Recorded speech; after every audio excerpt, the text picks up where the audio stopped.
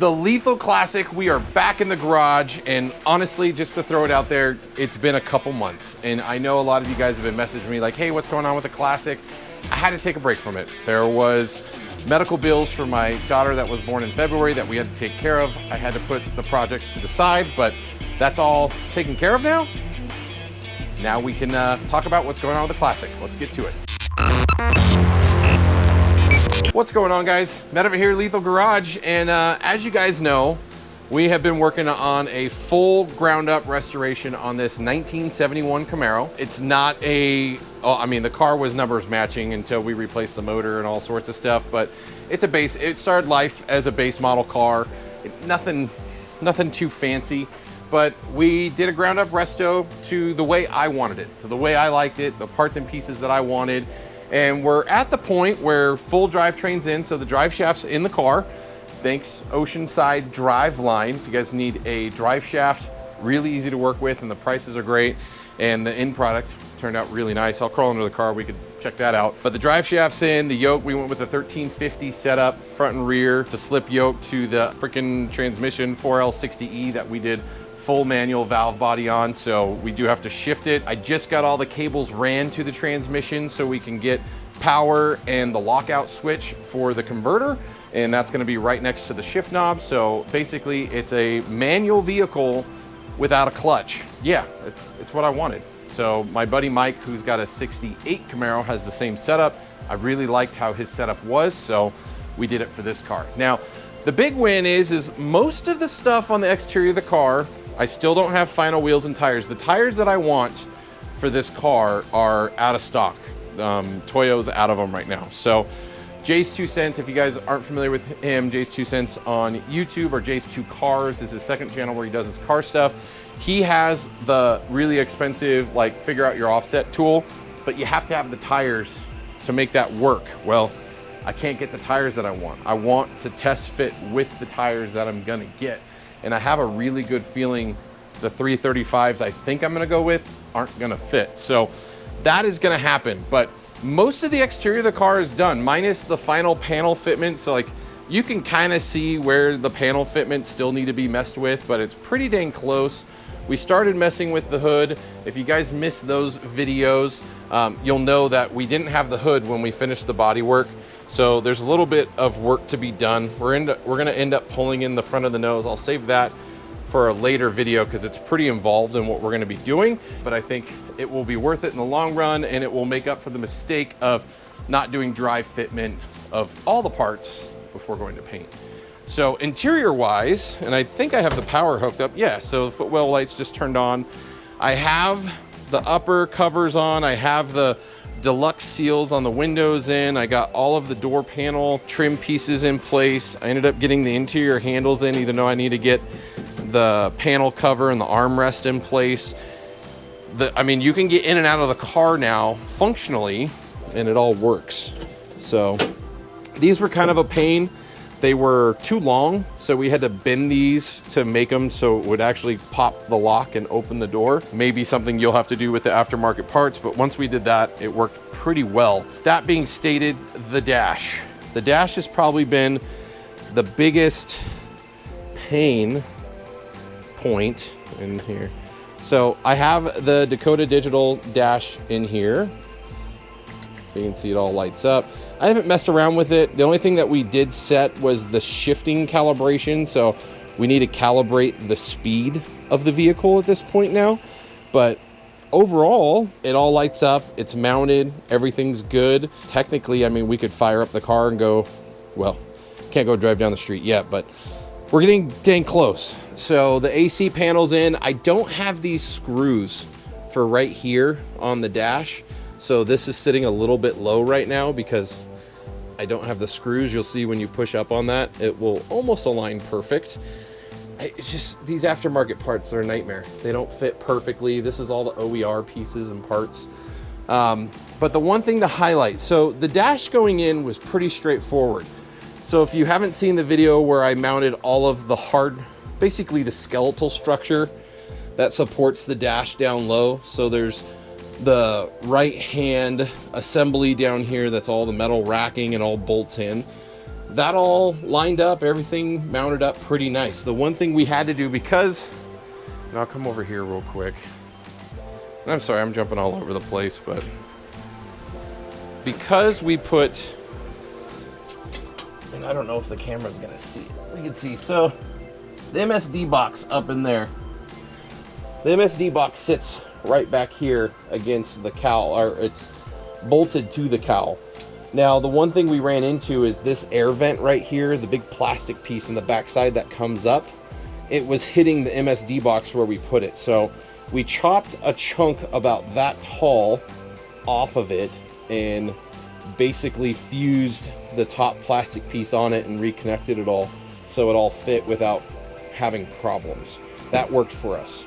So outside of the top piece, it just snaps right into the cowl, pretty straightforward.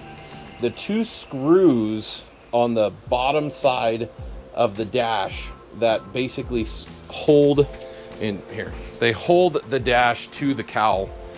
Those were kind of a pain in the neck. They caused us problems. We didn't have the right screws. No one actually specs out the right screws for it. I looked around, no one, I don't know, maybe I had the right ones or not, but there's two hole placements under here, one right here and one right here. And there's like, in these dashes, there's like an ABS solid piece of plastic that's just above it, and then the metal tab from the cowl slides in between the dash. So imagine, I can't, I'm holding the camera so I can't really do it. So imagine the door is the cowl, and then this is my fingers or the dash. It kind of slides over like this, and then the screw goes into that ABS piece. Well, we had issues with the screws that we had not really going in. One went in, one didn't. And my biggest fear was going through the top and coming out the top of the dash pad. But we eventually got it just right. The other point was when we mounted the lower tray here, we loosely put all the bolts in and then got the screws. So there's two screws on that side above where the ashtray slides in. And as I mentioned earlier, we don't have the two screws here. I need to go get those. Outside of that, mounting the AC mounts and all that stuff, pretty straightforward. The vintage air kit was pretty straightforward. We ended up using zip ties on almost all of the vent locations, or tape, because they kept wanting to pop off. So that was kind of a downside. I'd be really interested to hear what you guys did in your setup. Sorry, it's like 100 degrees outside, so I'm sweating even with swamp cooler on. But I'd be really interested to hear what you guys did. If you guys have a vintage air unit, how did you get the vents to stay on? So the zip ties we found are working pretty good. On some of them, I just used like literally duct tape, or the Gorilla crazy tape that's like duct tape, and it seems to be working. So on the other things, I'm trying to think. So that's cool. The dash is in, it all lights up. You can see it works, everything's running. So the other side is I started really messing with the lights. So you can see I have the headlight here and the inner light. I have the inner light over there. I got the housing and everything in for the passenger side, but I just haven't mounted the headlight yet. So it's getting there. It's just, you know, it's a little things, a lot to do, and I'm just chipping away at it. So the other big side is the throttle cable. So the accelerator cable, we're missing a few pieces. So I ended up getting the bracket here. I had to take the spacer off that I had on the carburetor, which was really unfortunate, but I had to do it because with the air cleaner, it was hitting the hood. So the spacer's off. So we're gonna lose a little bit of power from there. We mounted the springs for the throttle, which is awesome. We got the cable ran through and punched through the firewall because we actually welded shut the throttle cable. So we did a 5/16 hole, got this all mounted. It's just a universal kit I got at CamaroCentral.com. The nice thing is the cable moves very freely, very smooth. You know, there's no kinking, nothing like that. Ended up mounting the bracket for the double springs just off the intake bolt. It seems to be holding really nicely. We'll just have to see how it holds up over time, the vibrations of the car and all that stuff, but it's just really nice to get that done. The other side is we got the radiator and the fan in. The radiator is actually full. We were messing around there was some pretty big air bubbles in the system, but I think we got most of those out, and we fixed the brake line. So I do have a video for bleeding the brakes and stuff that we did coming, and I'll highlight what we did to get that fixed. But yeah, that was fun. Outside of that, I don't know if I touched base on the fuel pressure regulator. So we originally had the Holley system, and the Holley system requires the same dash AN fitting coming in and returning to the fuel tank. We didn't do that. We did a dash 10 and a dash 8. I think it's a dash 10 and a dash 8. It might be a dash 8 and a dash 6. I've forgotten at this point, but we went with the Aeromotive setup instead, which seems to work. It holds pressure perfect for the setup with no problems. The Holley one, we just had all sorts of issues trying to get it to go below 15 PSI. And I wasn't willing to spend the money for more fittings, more lines and all that stuff.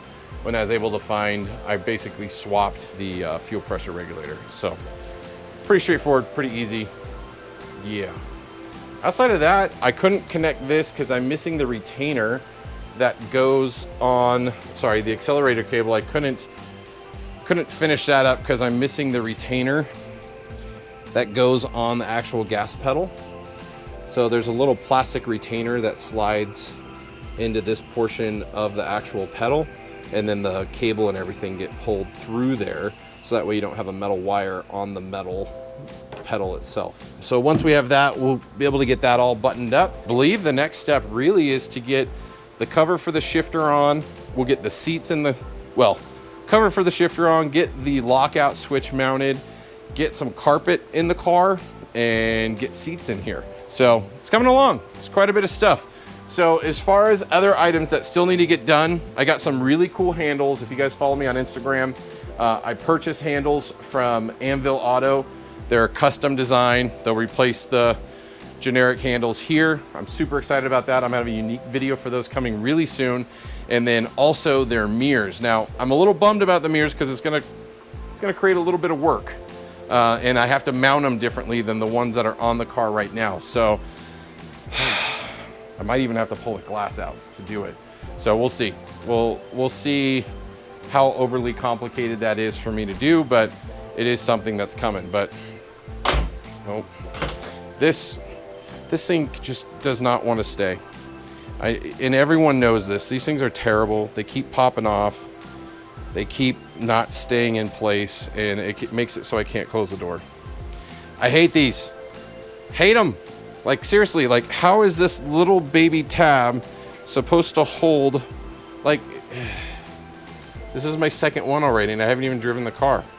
It just doesn't want to stay. This is supposed to tuck. Here, let's see if I can get this to tuck. Hold.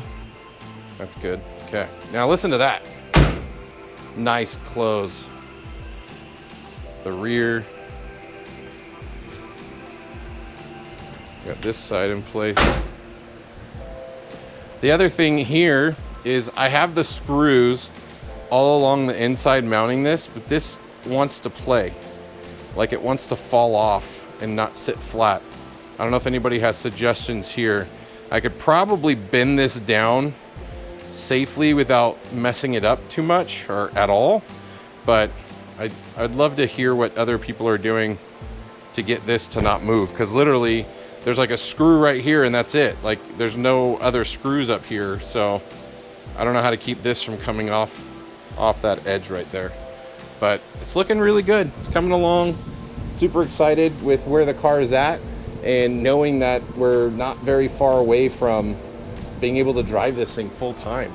And I still need to order the final wheels. Again, now that once I get the tool from Jay and I get the tires, I can figure out the offsets and order those appropriately from Budnick. And yeah, we can have a full running car. Functional driving, go to car shows, car. I mean, there's still work to do on the front. So this hood is not aligned yet, so you can see the big gap that we have right here. It needs to slide forward, but it's starting to look like a car. That is bueno. Should probably turn the lights off before I kill the battery.